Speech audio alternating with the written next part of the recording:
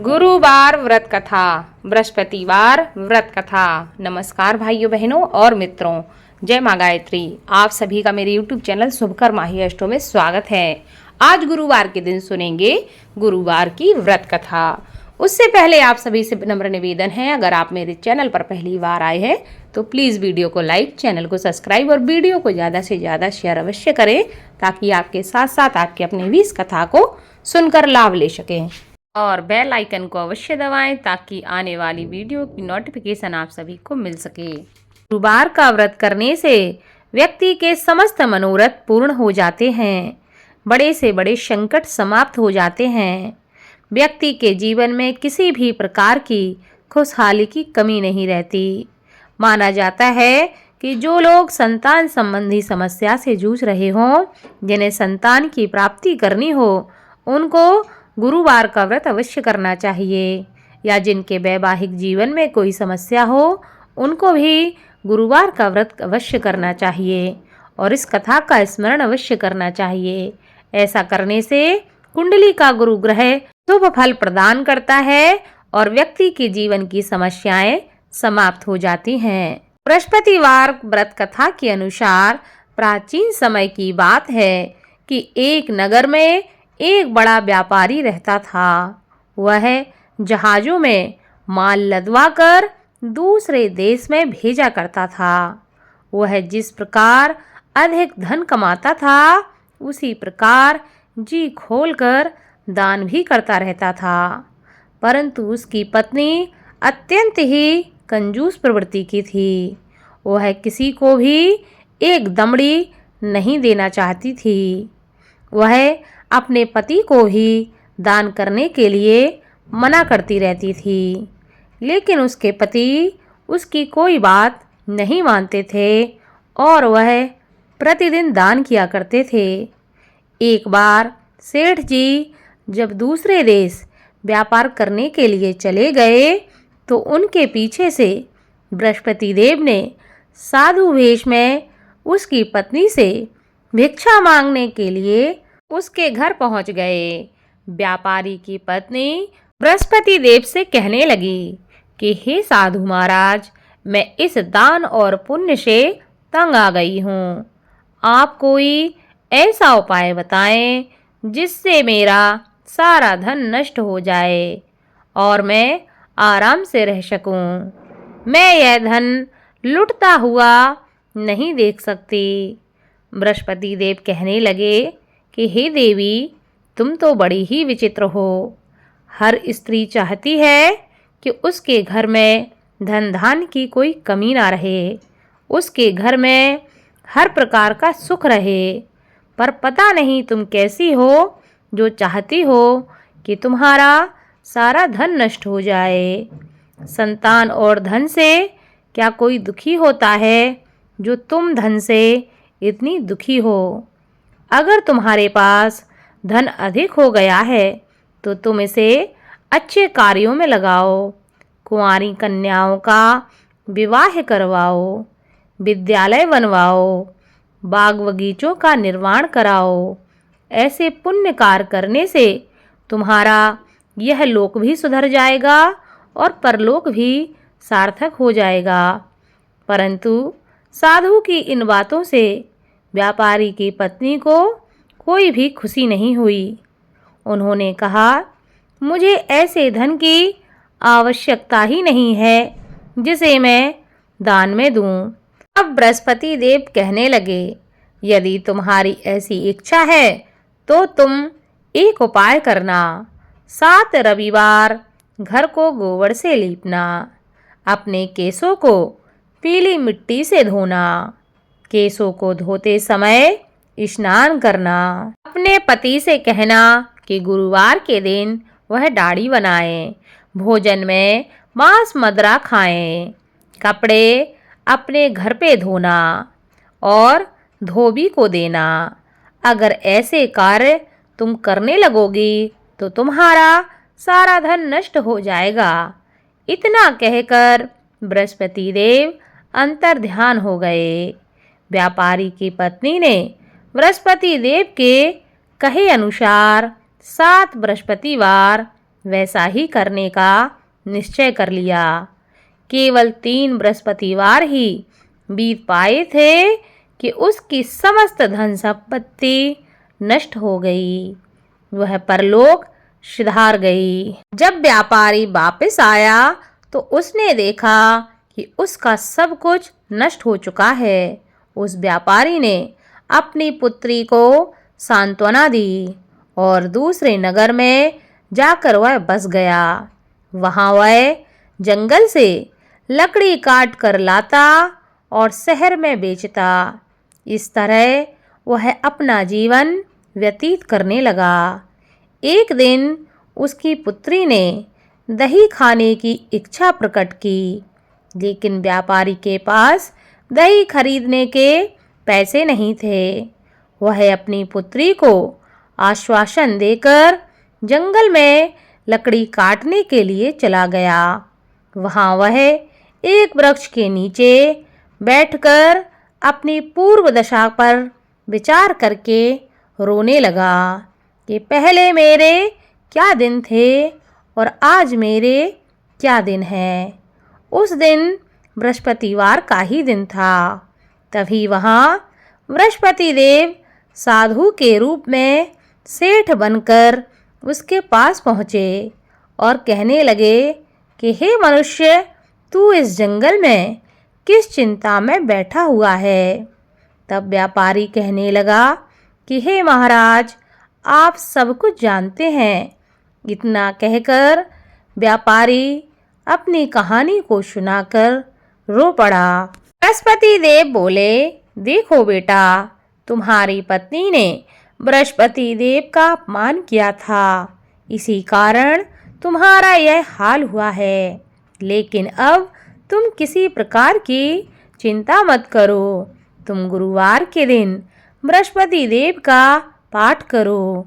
2 पैसे के चने और गुड़ को लेकर जल के लोटे में शक्कर डालकर वह अमृत प्रसाद अपने परिवार के सदस्यों और कथा सुनने वालों में बांट दो। स्वयं भी प्रसाद और चरणामृत लो। भगवान तुम्हारा अवश्य ही कल्याण करेंगे। साधु की बात को सुनकर व्यापारी कहने लगा कि हे महाराज, मुझे तो इतना भी नहीं बचता कि मैं अपनी पुत्री को दही लाकर दे सकूं। इस पर साधु जी कहने लगे, तुम लकड़ियां शहर में बेचने जाना। तुम्हें लकड़ियों के दाम पहले से चौगने मिलेंगे, जिससे तुम्हारे सारे कार्य सिद्ध हो जाएंगे। उस दिन उसने लकड़ियां काटी और शहर में बेचने के लिए वह चल पड़ा। उसकी लकड़ियां अच्छे दाम में बिक गईं, जिससे उसने अपनी पुत्री के लिए दही ले लिया और गुरुवार की कथा के लिए चना और गुड़ लेकर कथा की और प्रसाद बांटकर स्वयं भी उसने प्रसाद खाया। उसी दिन से उसकी सभी कठिनाइयाँ दूर होने लगीं, परंतु अगले बृहस्पतिवार को वह कथा करना भूल गया। अगले दिन वहाँ के राजा ने एक बड़े यज्ञ का आयोजन करके पूरे नगर के लोगों के लिए भोज का आयोजन किया। राजा की आज्ञा के अनुसार पूरा नगर राजा के महल में भोज करने गया, लेकिन व्यापारी व उसकी पुत्री तनिक विलंब से पहुँचे। अतः उन दोनों को राजा ने महल में ले जाकर भोजन करवाया। जब वे दोनों लौटकर आए तब रानी ने देखा कि उसका खूंटी पर टंगा हार गायब है। रानी को व्यापारी और उसकी पुत्री पर संदेह हुआ कि उसका हार उन दोनों ने ही चुराया है। राजा की आज्ञा से उन दोनों को कारागार में कोठरी में डाल दिया गया।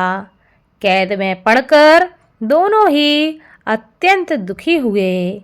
वहां उन्होंने बृहस्पति देव का स्मरण करना प्रारंभ कर दिया। बृहस्पति देव ने प्रकट होकर व्यापारी को उसकी भूल का आभास कराया और उसे सलाह दी कि गुरुवार के दिन कैद खाने के दरवाजे पर तुम्हें 2 पैसे मिलेंगे। उनमें से तुम चने और मुनक्का मंगवाकर विधि पूर्वक बृहस्पति देव का पूजन करना। तुम्हारे समस्त दुख दूर हो जाएंगे। बृहस्पतिवार को कैद खाने के द्वार पर उन्हें 2 पैसे मिले। बाहर सड़क पर एक स्त्री जा रही थी। व्यापारी ने उसे बुलाकर गुड़ और चने लाने को कहा। इस पर वह स्त्री कहने लगी, मैं अपनी बहू के लिए गहने लेने जा रही हूँ, मेरे पास अभी समय नहीं है। इतना कहकर वह वहाँ से चली गई। थोड़ी देर बाद वहाँ से एक और स्त्री निकली।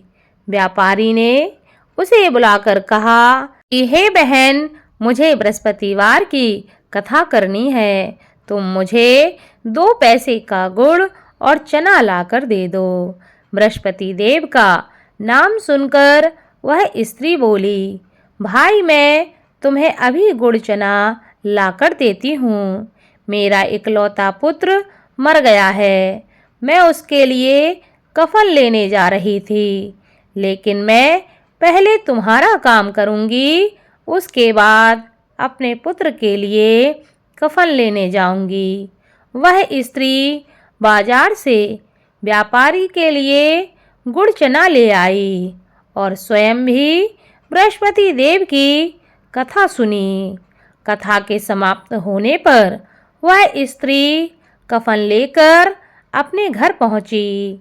घर पर लोग उसके पुत्र की लाश को राम नाम सत्य है कहते हुए शमशान ले जाने की तैयारी कर रहे थे।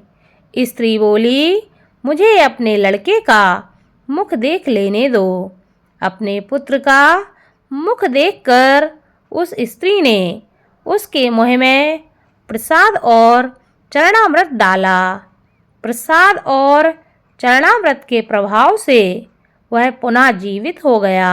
पहली स्त्री जिसने बृहस्पति देव का निरादर किया था, वह जब अपने पुत्र के विवाह हेतु पुत्र वधू के लिए गहने लेकर लौटी और जैसे ही उसका पुत्र घोड़ी पर बैठकर निकला, वैसे ही घोड़ी ने ऐसी उछाल मारी कि वह घोड़ी से गिरकर मर गया। यह देखकर स्त्री रो रो कर बृहस्पति देव से क्षमा याचना करने लगी। उस स्त्री की याचना से बृहस्पति देव साधु वेश में वहां पहुंचकर कहने लगे कि हे देवी, तुम्हें अधिक विलाप करने की आवश्यकता नहीं है। यह बृहस्पति देव का अनादर करने के कारण हुआ है। तुम वापस जाकर मेरे भक्त से क्षमा मांगकर कथा सुन लो। तुम्हारी सभी मनोकामनाएं पूरी हो जाएंगी। जेल में जाकर उस स्त्री ने व्यापारी से माफ़ी मांगी और उसने कथा सुनी। कथा के उपरांत वह प्रसाद और चरणामृत लेकर अपने घर वापस लौट गई। घर आकर उसने चरणामृत अपने मृत पुत्र के मुख में डाला। चरणामृत के प्रभाव से उसका पुत्र जीवित हो उठा। उसी रात बृहस्पति देव राजा के सपने में आए और कहने लगे कि हे राजन, तूने जिस व्यापारी और उसकी पुत्री को जेल में कैद करके रखा है, वह बिल्कुल निर्दोष हैं। तुम्हारी रानी का हार वहीं खूंटी पर टंगा है। दिन निकला तो राजा रानी ने हार खूंटी पर लटका हुआ देखा।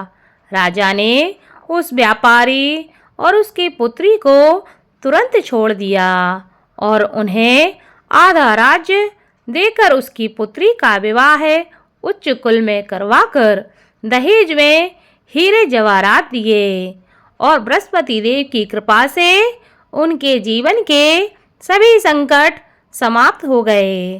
बोलो बृहस्पति देव की जय।